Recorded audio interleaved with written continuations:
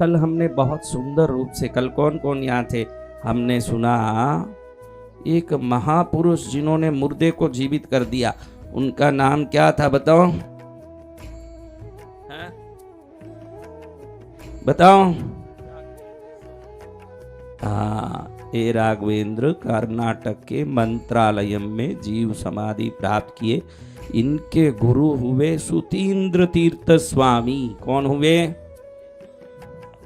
उनके गुरु हुए विजयींद्र तीर्थ स्वामी। आपने कुंभकोणम गांव का नाम सुना है क्या? सुना है क्या पूछ रहा हूं, गए क्या नहीं पूछ रहा हूं। सुना है कुंभकोणम? कितने लोग सुने हो? 3 लोग सुने हैं, धन्य है उन 3 को, बाकी तो नाम ही नहीं सुना। कुंभकोणम की महत्व क्या? तमिलनाडु में ये कुंभकोणम, कभी इसका महत्व समझो ने। देखो, काशी त्रिशूल पर होने से शाश्वत है, वो कभी प्रलय में नष्ट नहीं होगा। काशी त्रिशूल पर स्थित नगरी है।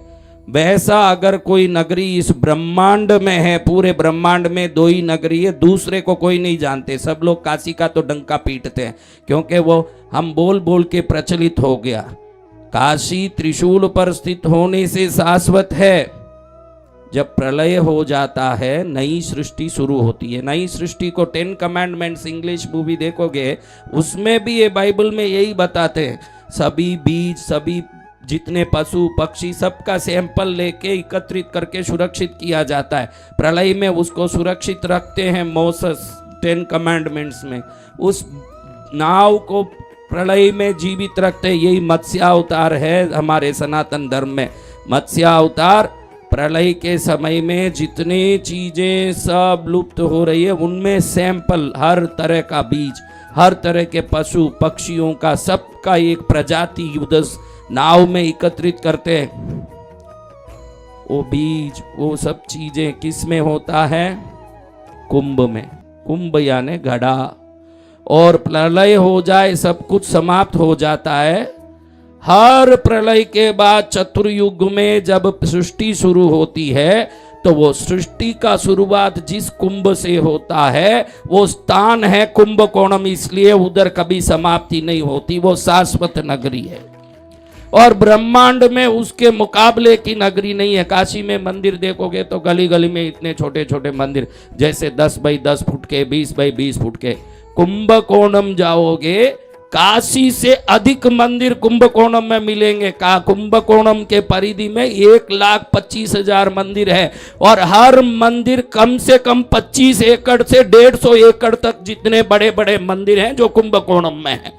काशी में जितने मंदिर है, जब 10 फुट के, 20 फुट के, 30 फुट के, कुंभकोणम में जाओगे, एक मंदिर दर्शन करना तो सुबह से शाम चक्कर लगाओ, पूरा मंदिर दर्शन नहीं कर पाओगे। राहु के, केतु के, शनि के, बुध के, मंगल के, गुरु के, योगिनियों के, देवताओं के, ब्रह्मा के, विष्णु के, शिव के, जिसके नारद के, भृंगी के, तुम्बरू के, नंदी के, जिसका मंदिर देखना सब वहां खड़ा है। कोणम यानी एंगल। कोणम का अर्थ क्या है? एक एंगल में कुंभ को सुरक्षित रखा जाता है। जैसे ही प्रलय होता है समाप्त, वो कुंभ को देवता लुढ़काते हैं, वहां से पूरे ब्रह्मांड में जाके पौधे वापस खिलते हैं, मछलियां वापस पलती है, जीव वापस सृष्टि होते हैं। ये कुंभकोणम में राघवेंद्र स्वामी के गुरु, सुतीन्द्र तीर्थ के गुरु विजयींद्र स्वामी बहुत बड़े मंत्र सिद्ध पुरुष थे। उनके सामने एक बार केरला का एक मांत्रिक आके उनको चुनौती दिया, मैं मूठ मारूंगा, उसमें आप बच गए तो मैं आपके अधीन, आप मर गए तो चलो चुनौती स्वीकार करो।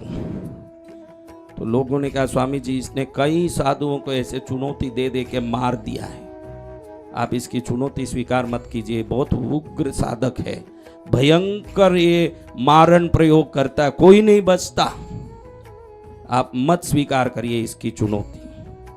विजयींद्र तीर्थ स्वामी कुंभकोणम में आज उनकी जीव समाधि है। कभी जाना कुंभकोणम तो विजयींद्र स्वामी का जीव समाधि का दर्शन करिए। उधर स्वामी जी ने कहा, क्या मूठ है, मैं भी देखता हूं। उसने 7 ऐसे चक्र बनाए, एक एक चक्र की ऐसी शक्ति, उसमें से त्रिशूल खड़ा हो जाए, सांप खड़े हो जाएं, अग्नि खड़ा हो जाए, अंदर घुसे, एक साथ 1008 त्रिशूलें प्रकट होके गले पर लगे और वो आदमी वही खत्म हो जाए। ऐसे मूठ मारन का चक्र बनाया उस मांत्रिक ने। और स्वामी जी ने कहा कि तेरी चुनौती मैं स्वीकार करता हूं, मैं क्या, मेरा चेला ही तेरे स्वीकार करके इस मूठ के अंदर जाके बाहर निकल जाएगा। अपने एक चेले को बुला के उस पर कमंडल का जल छांट के बोला, जा बेटा जा इस मूठ के अंदर। आप भी चेले हो, गुरु कोई अगर कोई सावधान करें कि मत जाइए, इसने कई लोगों को मार दिया है, चेला भी वहां करके सुना ही होगा ना। आप जैसे चेलों को बोलूं कि जा भाई इस मूठ के अंदर जा, तो आप क्या बोलोगे? पक्के चेलों बताओ आप क्या बोलोगे? आप ही जाओ गुरुदेव, आपको जाना तो जाइए, आप ठिकाने लगना तो लगिए, माला पहना के आपको हम कर लेंगे बाद में भजन, मेरे को क्यों भेज रहे हो? आप ऐसे चेले हो। वो चेले थे उस जमाने में। आज तो आप तो चेले बनते हो लोभ के लिए। इसमें एक भी ऐसा नहीं है कल मालूम पड़े कि मेरी शक्ति खत्म हो गई तो यहाँ कोई आने वाला ही नहीं है। ऐसे चेले हैं कलयुग में। किसी को मालूम पड़ जाए कि वसंत विजय की शक्ति सब गायब हो गई, अगले दिन ही दूर से ही बंधन करके जाएगा। ये कलयुगी चेले। और असली चेले वो जो गुरु बोले वो करे। चेला बोला तथास्तु गुरुदेव, जो बोलो मैं करूं। मूठ में घुसता है, भयंकर मूठ, पहला चक्र से त्रिशूल प्रकट होने लगे, उसके गले पर चुभने बड़े तीव्र वेग से आ रहे हैं। स्वामी जी का छांटा हुआ ऐसा मंत्र जल विजयींद्रित स्वामी महापुरुष माने जाते हैं, जिनका जल जो छांटा हुआ है, एक एक त्रिशूल फूल की माला बन के चेले के गले में गिरते जा रहे हैं, दम दम दम दम करके। बीचों बीच नींबू रखा हुआ है, उस नींबू को उठाना यही शर्त है, क्योंकि नींबू को हाथ लगाते ही आदमी का प्राण खत्म हो जाए। दूसरे तीसरे वलय में जा रहे हैं, अग्नि प्रकट हुई। जैसे ही अग्नि मारने के लिए आई, स्वामी जी का मंत्र जल, वो अग्नि अपने आप फूल बन के बरसात करने लगी इस चेले के ऊपर। अंतिम वलय में गया, सांप फुंकारते हुए आए। ये फुंकारते सांप भी पुष्पमाला बन गए और चेले के गले में गिर गए। उसने नींबू को ऐसे उठाया जैसे आप प्यार से अपने बच्चे को गोद में उठाते हो। उसका बाल भी बांका नहीं हुआ, मांत्रिक चरण में गिर के रोया। उसने जो शर्त पत्र में अपने हारे हुए का वचन दे के प्रमाण पत्र लिखा कि मैं इनके सामने हार गया, ये महापुरुष है, उसका लिखा हुआ पत्र आज भी कुंभकोणम में उस जीवित समाधि मठ में रखा हुआ है। वो पत्र है वहाँ के। ऐसे महापुरुष धरती में हुए। उनके पास एक नट आया। कौन आया? नट ने बोला कि मैं लोहे के पतले तार पर चल के दिखाता हूं कहीं भी जाके। आप बोलते हो मैं बहुत बड़ा मांत्रिक हूं, बहुत बड़ी शक्ति हूं, मेरे जैसे करके दिखाओगे क्या? स्वामी जी हंसने बोले, मैं तो कोई नट हूं नहीं भाई, मैं तो साधु हूं। तू नट है, ते ये दिखाता, मेरे को क्यों चुनौती देता? नहीं, आपको मेरी चुनौती स्वीकारनी पड़ेगी। स्वामी जी हंसते हुए कि ठीक है, क्या करना कर। उसने इस खंबे से उस खंबे तक एक लोहे का तार बांध दिया। उस पर अभी एक पतले लोहे के तार पर चलना कितना मुश्किल बोलो भाई। नट चल के दिखाया, भीड़ एकत्रित हो गई। स्वामी जी को कहते हैं कि आप भी करके दिखाओ, लोहे के तार पर, पतली तार पर चल के दिखाओ। स्वामी जी, ये जो मैंने बोला ना कुंभ कलश जिसमें सृष्टि के बीज रखे जाते हैं, वो शंकर का मंदिर बनके आज आदि कुंभेश्वर स्वामी मंदिर के नाम से कभी जाओ तो उस मंदिर का दर्शन करो। वहीं से आगे कोई जन्म होगा तो आपकी सृष्टि वहीं से होना है, क्योंकि वही सृष्टि की बीज की सुरक्षा का स्थान है। उधर से आगे सारंग पाणी भगवान नारायण का मंदिर है। क्या मंदिर है? उधर सारंग पाणी नारायण का मंदिर है। यदि आदि कुंभेश्वर, हम लोगों ने आदि कुंभेश्वर मंदिर में बहुत अच्छी पूजा की, वो बात अभी बता रहा हूं आपको। तो आदि कुंभेश्वर मंदिर के शिखर से सारंग पाणी मंदिर के शिखर तक एक स्वामी जी ने बोला पतला डोरा बांधो, एक अपन जिससे सीते हैं ना कपड़े वकड़े, तो ऐसा डोरा बंधवाए। लोग आश्चर्य में करें कि लोहे का तार बांधा नहीं है, डोरा क्या बंधवा रहे हैं स्वामी जी। सारंग पाणी मंदिर होगा अपने मेन रोड हाईवे के पास, कुंभेश्वर मंदिर होगा यहाँ, उस शिखर से इस शिखर तक पतला डोरा बंधवा दिया स्वामी जी ने। और आंख खोल के लोगों ने आंख खोल के देखा तो स्वामी जी नीचे से चढ़े ही नहीं ना, ऊपर डोरे पर खड़े दिखे लोगों को। और वहां से उस पतली डोरी पर चल के सारंगपाणी मंदिर तक चल के स्वामी जी ने सबके सामने दिखाया।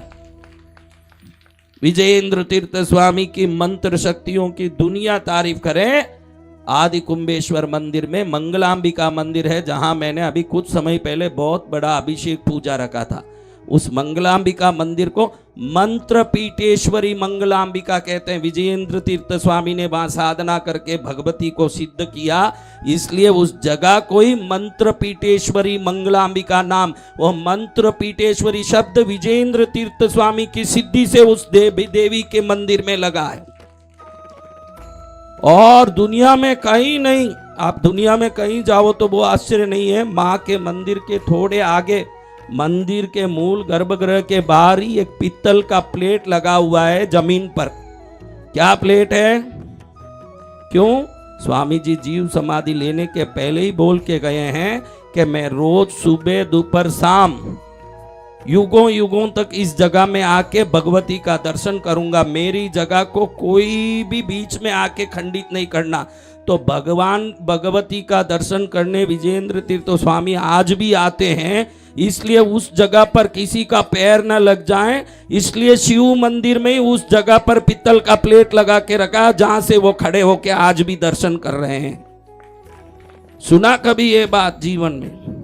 जाओ ऐसे मंदिरों में जहां गुरुओं की कृपा बरस रही है, देव भगवान की कृपा बरस रही है, भगवती की कृपा बरस रही है। कोई जानते तक नहीं है कि तमिलनाडु में ऐसे ऐसे मंदिर हैं जहां ऐसे महापुरुष हुए, ऐसी शक्ति हुई। एक पंडित जी पूरे काशी के 10,000 मंदिर को इकट्ठा कर दो, चिदंबरम का एक मंदिर उससे बड़ा होगा। इतना बड़ा मंदिर है, 3,000 एकड़ में मंदिर है। कितना?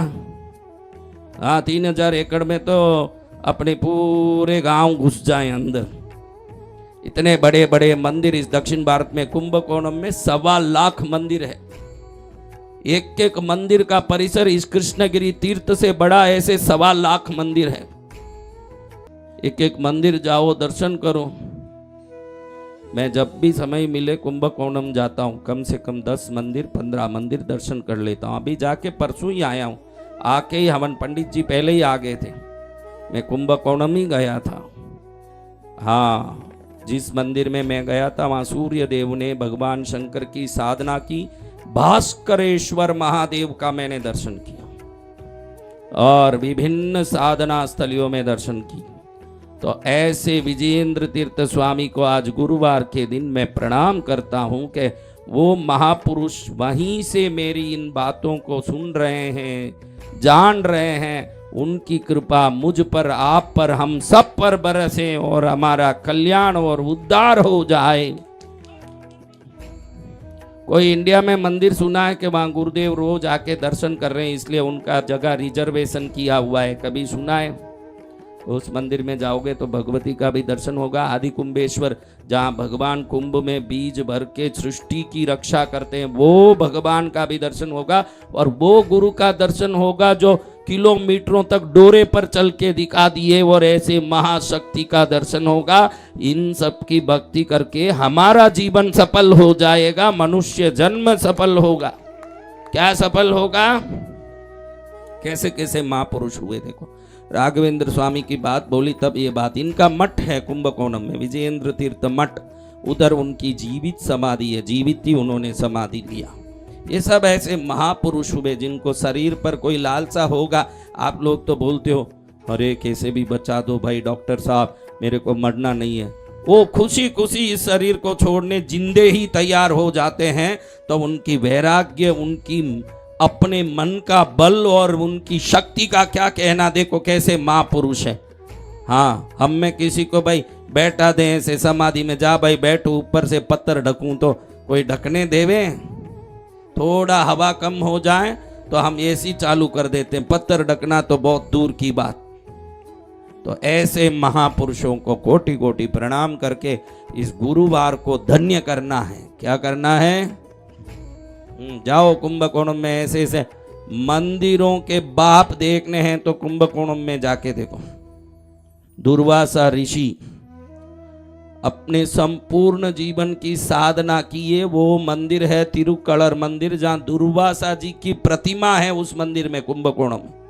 ऐसा मंदिर, विभिन्न सिद्धियों के मंदिर। एक एक मंदिर का बोलो ने कहानी तो रात्रि जागरण करके कल सुबह ही पूर्णाहुति होगी, इसलिए वो नहीं कर पाएंगे। समय समय पाके कुछ न कुछ सुनते ही रहेंगे।